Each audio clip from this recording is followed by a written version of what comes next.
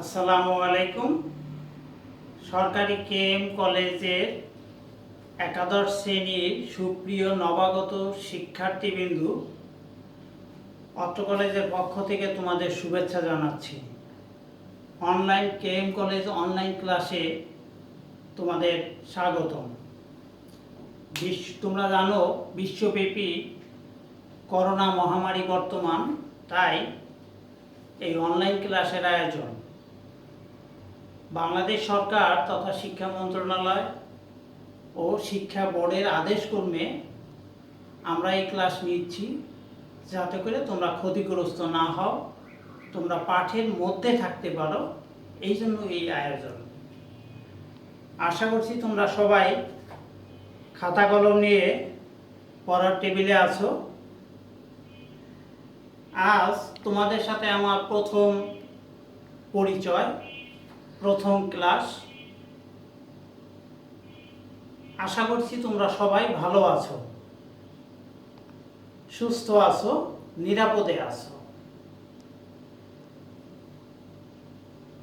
এখন আমি আমার পরিচয় তোমাদের দিচ্ছি। আমি মোহাম্মদ সেলিম মিয়া, প্রভাষক, সরকারি কেএম কলেজ। আমাদের কলেজের পুরো নাম কাজী মাহবুবুল্লাহ কলেজ, এটা সংক্ষেপে কেএম কলেজ নামে পরিচিত। আমার বাড়ি এই উপজেলায়, তবে আমি থাকি ফরিদপুরে। আমার পড়াশোনা এসএসসি পড়াশোনা করেছি পুলিয়া উচ্চ বিদ্যালয়ে। 84 সনে বিজ্ঞান বিভাগ থেকে প্রথম বিভাগে উত্তীর্ণ হয়েছি। ইন্টারমিডিয়েট পড়াশোনা করেছি ফরিদপুর সরকারি রাজেন্দ্র কলেজে বিজ্ঞান বিভাগ থেকে। 1986 সালে দ্বিতীয় বিভাগ পেয়েছি। অনার্স মাস্টার্স তৎকালীন জগন্নাথ বিশ্ববিদ্যালয় কলেজে পড়াশোনা করেছি, যা কিনা তখন ঢাকা বিশ্ববিদ্যালয়ের অধীনে ছিল এবং সব কিছুই নিয়ন্ত্রণ করেছে। প্রশ্ন করা, সিলেবাস দেওয়া, মূল্যায়ন করার, রেজাল্ট দেওয়া, সার্টিফিকেট দেওয়া, সব কিছুই ঢাকা বিশ্ববিদ্যালয় করেছে। আমাদের সার্টিফিকেট দিয়েছে ঢাকা বিশ্ববিদ্যালয়। তো আমি এখানে চাকরিতে জয়েন করেছি 2000 সালে। 2000 সাল থেকে বিরতিহীনভাবে আছি এখানে। তো আমার মোবাইল নম্বরটা আমি তোমাদের দিয়ে দিচ্ছি, যাতে প্রয়োজনে তোমরা আমার সাথে যোগাযোগ করতে পারো। তোমরা একটু লিখে নাও।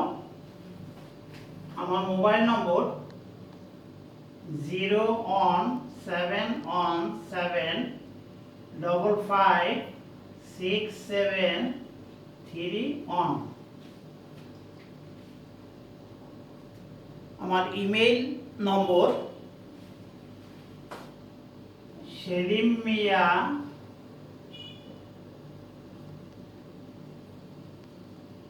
kmc@gmail.com।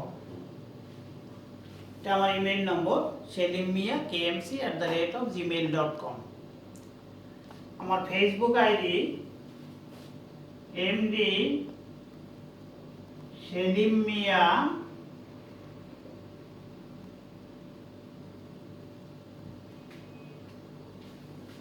আমার ফেসবুক আইডি এমডি সেলিম মিয়া। আমি আশা করছি তোমরা আমার সাথে অ্যাড থাকবে এবং আমার এই ক্লাস তোমরা দেখবে। কোনো প্রশ্ন থাকলে কমেন্টসে মন্তব্য করবে। পড়াশোনা সংক্রান্ত যে কোনো প্রশ্ন আমাকে ফোনে করতে পারবে।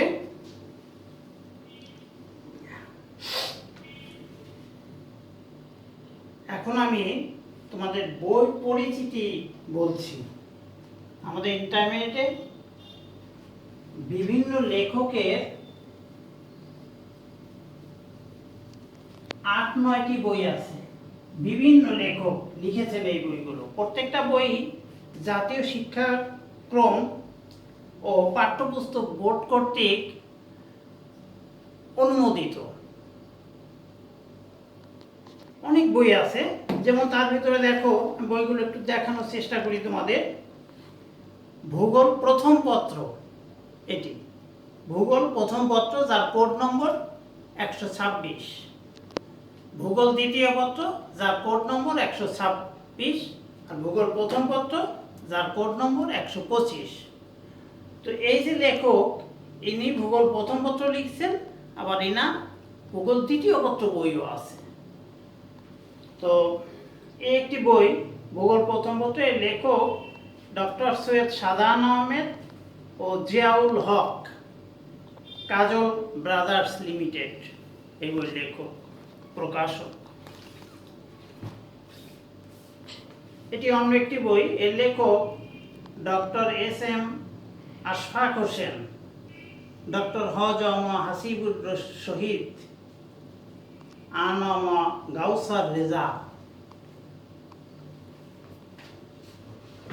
এই অন্য আরেকটি বই, লেখক অধ্যাপক মোহাম্মদ আব্দুল কুদ্দুস। এই বইটির লেখক ডক্টর মোহাম্মদ মনিরুজ্জামান ও ডক্টর মোহাম্মদ শাহেদুর রশিদ।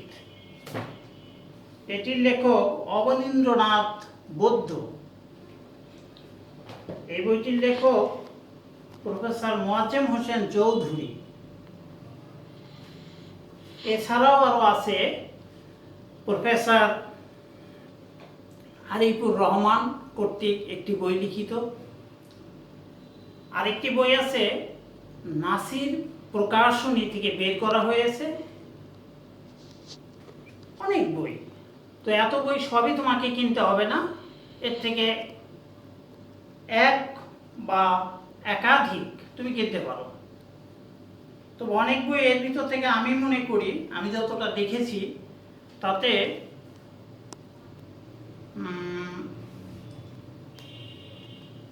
ইয়ার বইটি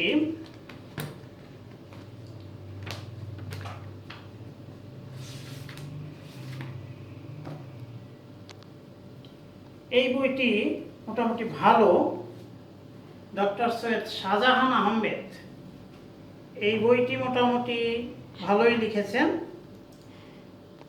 এবং এর চাইতে নাসির প্রকাশনীর বইটি আমার মনে হয়েছে আরও তথ্যবহুল এবং পরিমার্জিত।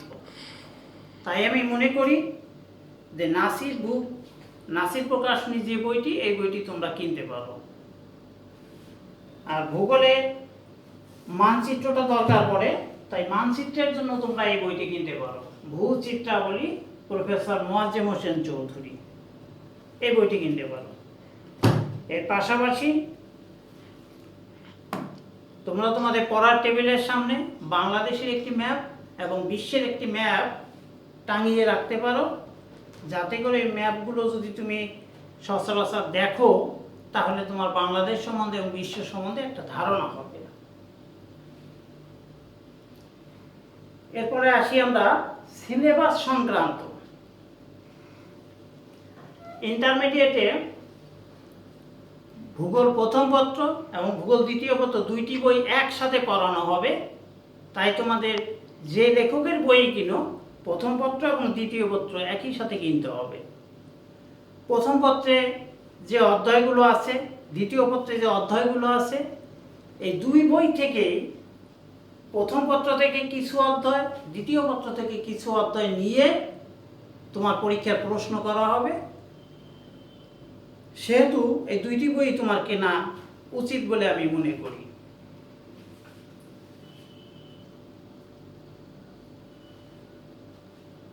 এরপরে মানবন্টন।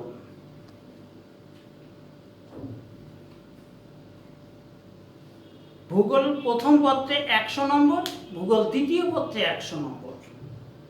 এই 100 নম্বরের ভিতরে মোট 8টি সৃজনশীল প্রশ্ন থাকবে। তার থেকে তোমাকে 5টি সৃজনশীল প্রশ্নের উত্তর করিতে হইবে। এখানে সময় পাবে তুমি 2 ঘন্টা 35 মিনিট।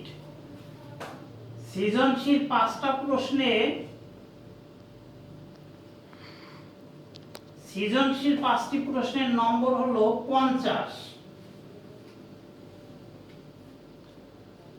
সৃজনশীল 5টি প্রশ্নে 50, এরপরে 25টি বহু নির্বাচনীয় প্রশ্ন থাকবে, তার থেকে 25টি তোমাকে অ্যান্সার করতে হবে, বৃত্ত ভরাট করতে হয় এখানে। সেই বহু নির্বাচনীয় 25টি প্রশ্নে নম্বর হলো 25।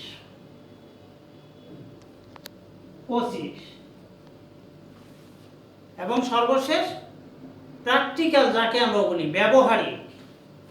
ব্যবহারিকে 25 নম্বর। এই হলো 100 নম্বর। প্রথম পত্রের ক্ষেত্রেও এটা প্রযোজ্য, দ্বিতীয় পত্রের ক্ষেত্রেও।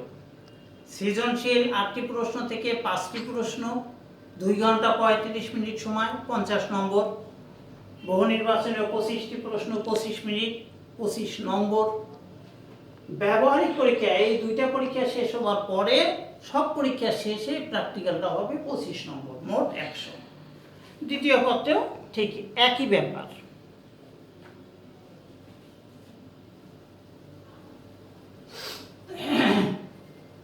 এখন আমরা একটু জানার চেষ্টা করব ভূগোল সম্বন্ধে, খুব প্রাসঙ্গিক কিছু বিষয় জানার চেষ্টা করব। তোমরা কি বলতে পারো যে ভূগোল এর ইংরেজি প্রতিশব্দ কি?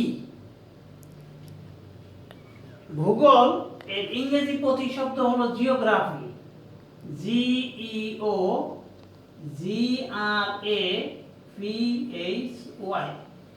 জিওগ্রাফি। এই জিওগ্রাফি শব্দটি সর্বপ্রথম ব্যবহার করেছেন প্রাচীন গ্রিক দেশীয় ভূগোলবিদ ইরাটোস্থেনিস। এই নামটি তোমরা মনে রাখবে, ইরাটোস্থেনিস।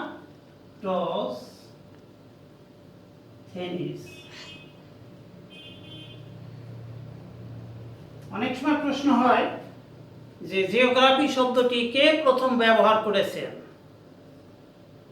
কোনো কোনো বইতে লেখছেন গ্রিক ভূগোলবিদ, কোনো কোনো বইতে লেখছে প্রাচীন গ্রিস দেশীয় ভূগোলবিদ ইরাটোস্থেনিস প্রথম জিওগ্রাফি শব্দটি ব্যবহার করেছেন। জিওগ্রাফি শব্দের অর্থ ভূগোল। তো তোমরা অবশ্যই মেট্রিক পর্যায়ে এটা পড়েছো, ভূগোল কাকে বলে। এটা আর আমি আলোচনায় যাব না, তোমরা জানো ভূগোল মানে পৃথিবীর বর্ণনা। পৃথিবীর বর্ণনা এই পুস্তক পাঠ করলে আমরা জানতে পারি পৃথিবীর বর্ণনা তথা পৃথিবীর উৎপত্তি, পৃথিবীর আকার, পৃথিবীর পরিধি। কিন্তু আধুনিক ভূগোলবিদরা বলছেন যে শুধু পৃথিবী না, পৃথিবীর সাথে পরিবেশ সংশ্লিষ্ট। সুতরাং ভূগোল মানে শুধু পৃথিবী না, পৃথিবীর সাথে মানুষ এবং পরিবেশ, এই দুটো রিলেটেড শব্দ। তো যাই হোক, ও বিষয়ে আমি যাব না। তো ভূগোলের প্রধান শাখা হলো 2টি। ভূগোলের প্রধান শাখা 2টি কি কি আমরা একটু দেখার চেষ্টা করি, জানার চেষ্টা করি।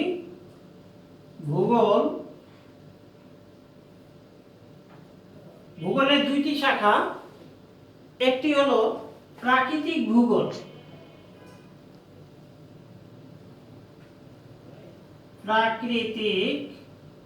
ভূগোল, অন্যটি হলো মানবিক ভূগোল। তাহলে ভূগোলের 2টি শাখা হলো কি? প্রাকৃতিক ভূগোল, মানবিক ভূগোল। তো আমরা ভূগোল প্রথম পত্রে যে জিনিসটা পড়ব আজকে, সেটা হলো প্রাকৃতিক ভূগোলের সংজ্ঞা। প্রাকৃতিক ভূগোলের সংজ্ঞা আমরা জানার চেষ্টা করব। প্রাকৃতিক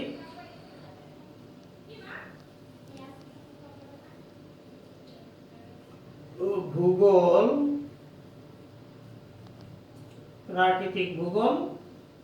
সংজ্ঞাটা জানবো আমরা। প্রাকৃতিক শব্দটা থেকেই আমরা বুঝতে পারি যে প্রকৃতি সংশ্লিষ্ট যে বিষয় সেটি হলো প্রাকৃতিক, অর্থাৎ ভূগোলের যে শাখায় প্রকৃতিগতভাবে উৎপত্তি, প্রকৃতিগতভাবে সৃষ্ট যে জিনিস, যে বিষয়, যেমন সেটা হতে পারে পৃথিবীর অভ্যন্তরভাগ, নদী, ভূমিকম্প, হিমবাহ, আগ্নেয়গিরি, জলবায়ু, বৃষ্টিপাত, এইগুলো হলো প্রকৃতিগতভাবে সৃষ্ট।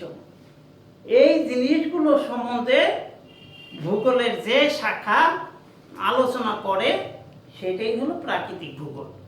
যদি বইয়ের ভাষায় আমরা বলতে যাই তাহলে আমরা এইভাবে বলতে পারি, প্রাকৃতিক ভূগোল হলো ভূগোলের ওই শাখা যা ভূপৃষ্ঠের প্রাকৃতিক অবয়ব এবং বিভিন্ন প্রপঞ্চ, অর্থাৎ প্রপঞ্চ কি কি, যেমন ভূমি রূপ, জলবায়ু, মৃত্তিকা, পানি নিষ্কাশন ব্যবস্থা এবং স্বাভাবিক উদ্ভিদ, এই সম্পর্কিত যে বিষয় ভূগোলের যেই শাখায় আলোচনা হয় সেটি হলো প্রাকৃতিক ভূগোল। এই প্রাকৃতিক ভূগোল সম্বন্ধে বিভিন্ন ভূগোলবিদ সংজ্ঞা দিয়েছেন। তার ভিতরে একজন ভূগোলবিদ আছে কার্ল রিটার। কার্ল রিটার কি বলছেন সেটা আমরা একটু দেখব। কার্ল রিটার